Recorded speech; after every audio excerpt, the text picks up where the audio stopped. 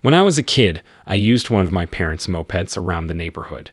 Suddenly, I rounded a bend and beheld a squirrel perched precariously in the roadside median. I had to get the tendons in my right hand surgically reattached to the bone after making a colossal right turn and crashing into a tree in an attempt to avoid hitting the squirrel. On the day of the procedure, I found out that I had never been under the knife before. I could feel the numbing agent rising through my limbs as they began to inject it into my veins. It passed into my shoulders, down my neck, into my chest, and eventually my heart. My pulse froze the second it struck.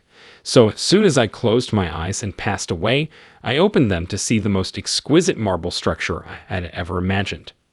From what I could tell, this hallway went on forever. These stunning, intricately carved passageways or doors appeared on the left side of the room. About 4 feet to the right of those entrances were tables with 4 benches surrounding each table, allowing individuals to sit at either end. Somebody was standing by me the whole time, whispering into my left ear. Even though I didn't see him, a man was standing next to me the whole time, my near-death experience, explaining what I was witnessing. This, he informed me, was an orientation facility. Neither the fact that I was undergoing surgery nor the fact that I had an allergic reaction and died were on my mind at the moment. I had no idea about that. I just listened because I was so absorbed in what I was witnessing. At each of these tables, which extended as far as the eye could see, sat 2 individuals. According to my instructions, I should go over to the first tunnel and peek inside. As I looked down the tunnel, I beheld galaxies, planets, and stars. It was a very enchanted experience. When a person passes away, they go through that tunnel. Following this, my guide instructed me to look up to your left and look at the next doorway. As a result, I raised my eyes to the next doorway and saw a guy entering, his right arm resting on his left chest. His death was attributed to a heart attack, according to my guide. He seemed completely bewildered and disoriented by all that was happening. The woman who had been standing outside his door rose to her feet, crossed to him, took his hands, and seated him at the table across from her. She was clearly chatting with him, but I was at a distance to make out a word. His look started to shift. He entered the room as an 80-year-old guy, but during his sessions with the counselor, he seemed to age down until he was likely in his late 20s or early 30s. As an orienteer, it was her responsibility to remind people that they had just completed a lifetime and were now at home. Heaven, or whatever you want to name it, is where our actual dwelling place is. Upon her completion of her sentence, he rose from his seat, crossed the table to his right, and climbed down 3 marble stairs to a garden.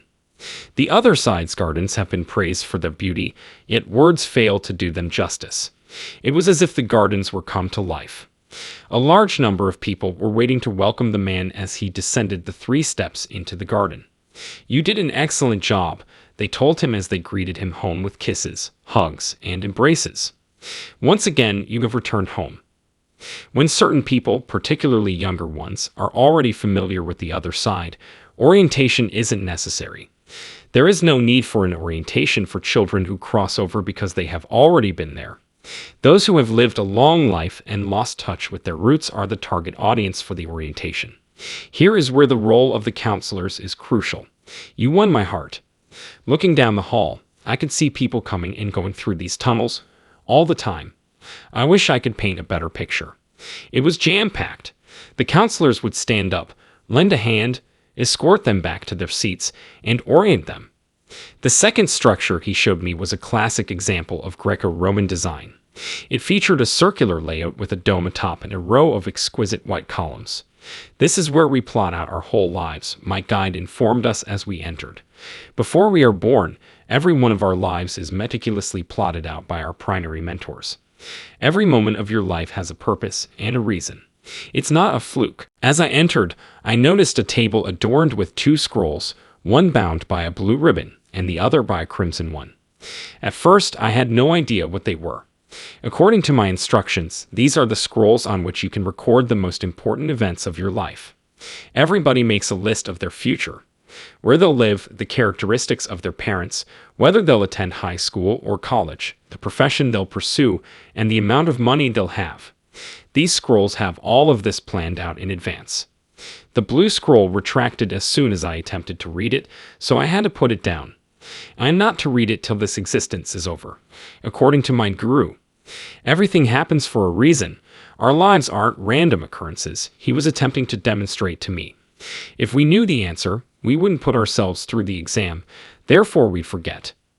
Suddenly, animals began leaping down the hill as he led me to a field with picturesque rolling hills. He claimed that on the other side, you will find every beloved animal of all time. From where I stood, I could see my 4 cats and 2 canines racing down the slope. As a group, the animals passed the time until their earthly relatives returned from the other side.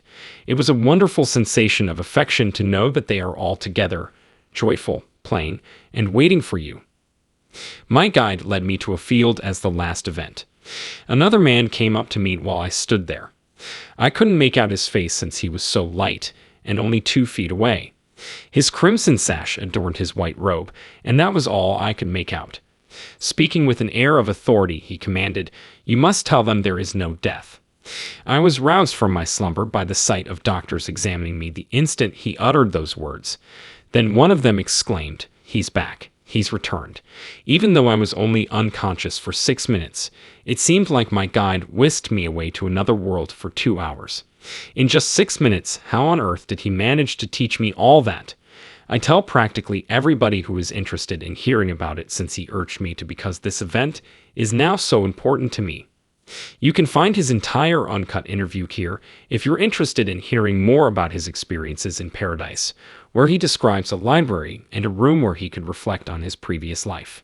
Feel free to click on this link. You can subscribe to my channel by clicking on my face if you're new here. I appreciate you taking the time to watch, and I'll see you next time.